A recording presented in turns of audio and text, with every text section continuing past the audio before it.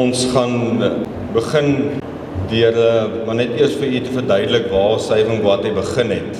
SAVE NGWATHE started after the 4 days that we all know as Black July in Paris. We went to the mayor and we spoke to them there in front of cliques. We went there to get some answers as to what's to do in Paris. What should we do and what's the plan going forward? And very quickly we saw that there was no plan.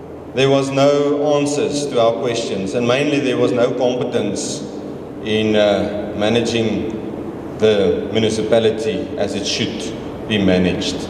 Yeah, we all felt like this guy sitting here. We had no power.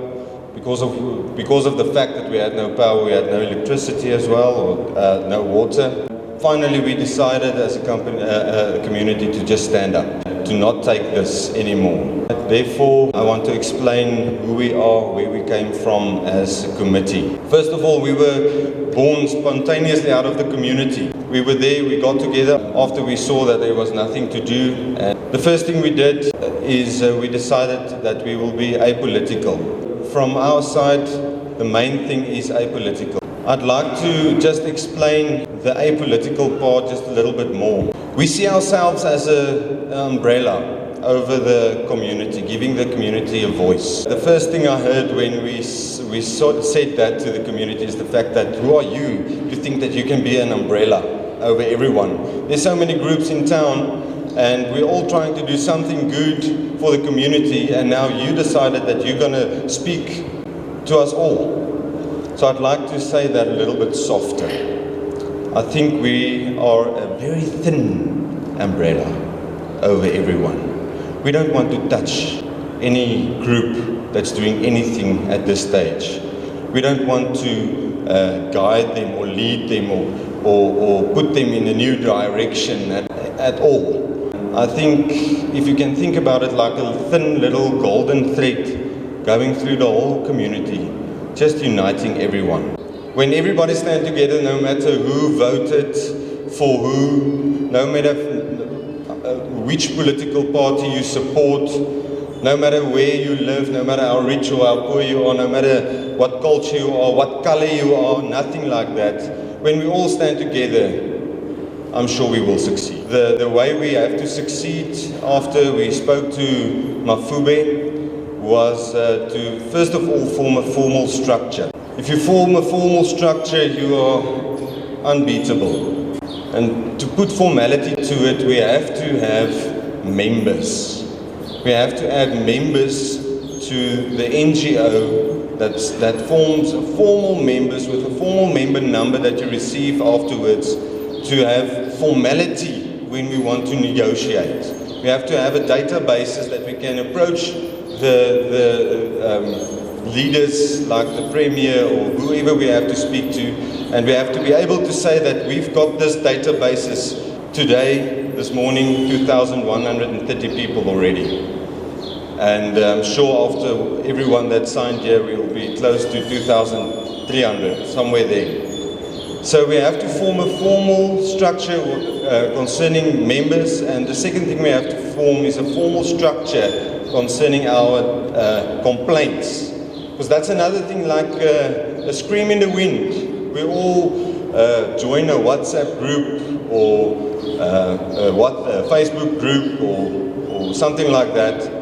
And at the end of the day, you take a photo of the broken pipe with the water going everywhere, or the electrical wires hanging in the street, or the potholes, or whatever it might be, and then you post it on your group and you let it rip. You almost swear here and there a bit, and then you feel a bit better. But at the end of the day, that's just releasing your energy, releasing your the burden you've got in your heart, you know.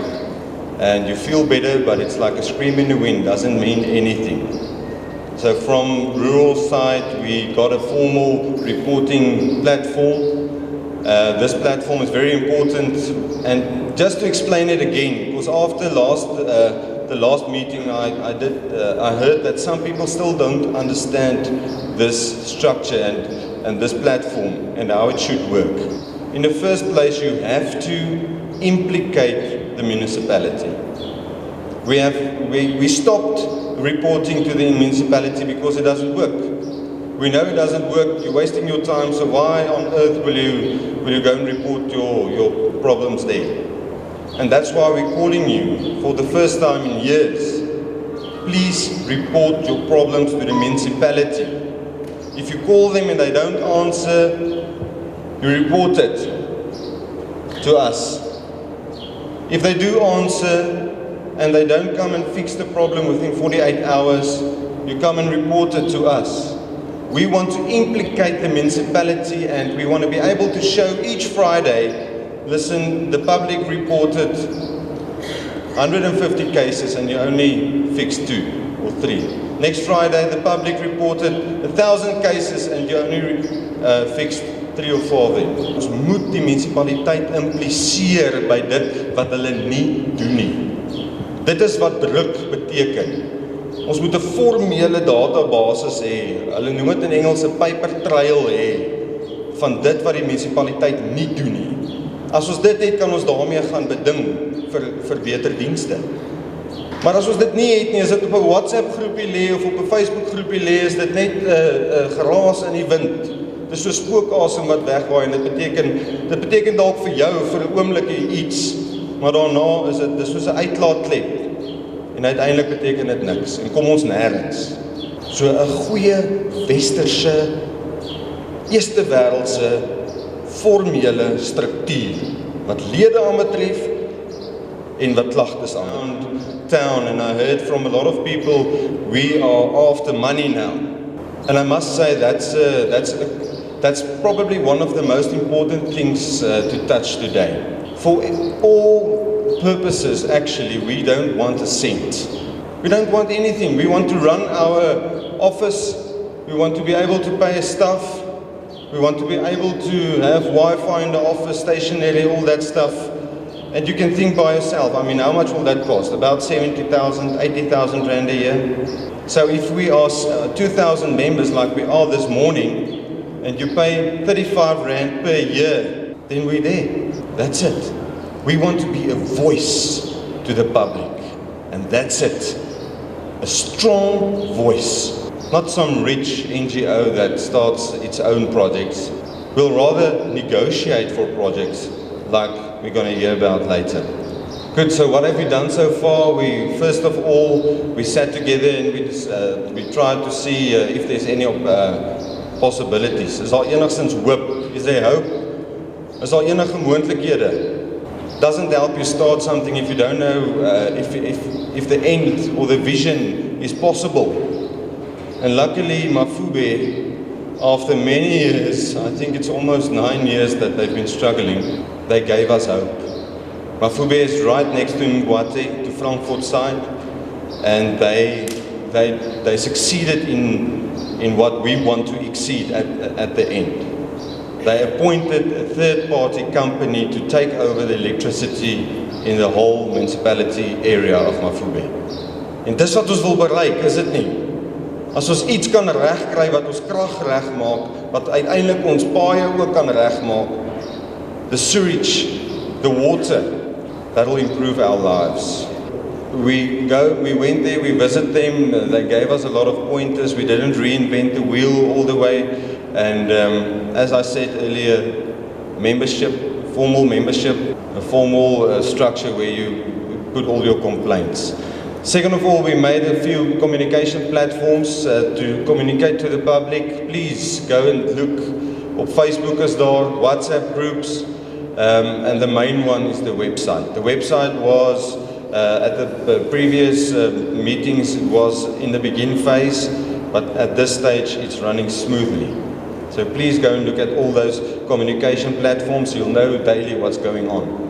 The membership forms is also available on all the platforms. That was another thing, the people didn't know where to get it.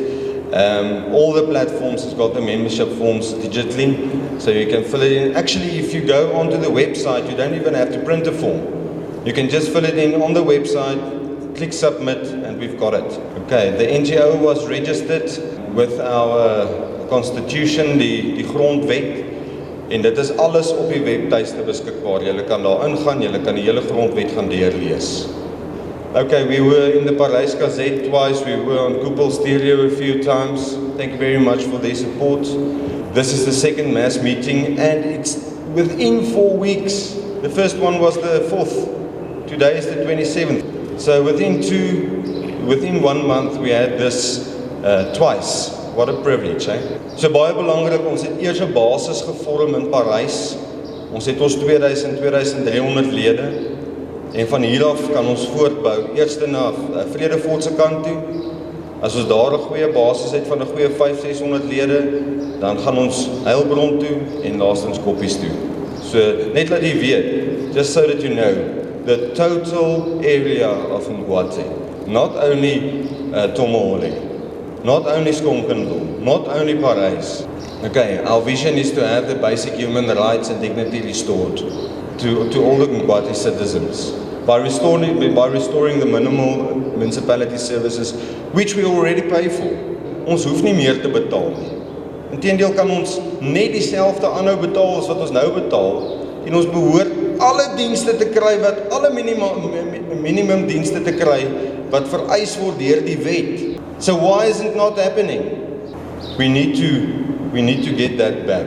And the mission to get there by the next three steps is quite simple. Become a large enough formal representative body of the entire Ngwathe public by uniting all people under one voice. Secondly, present new solutions.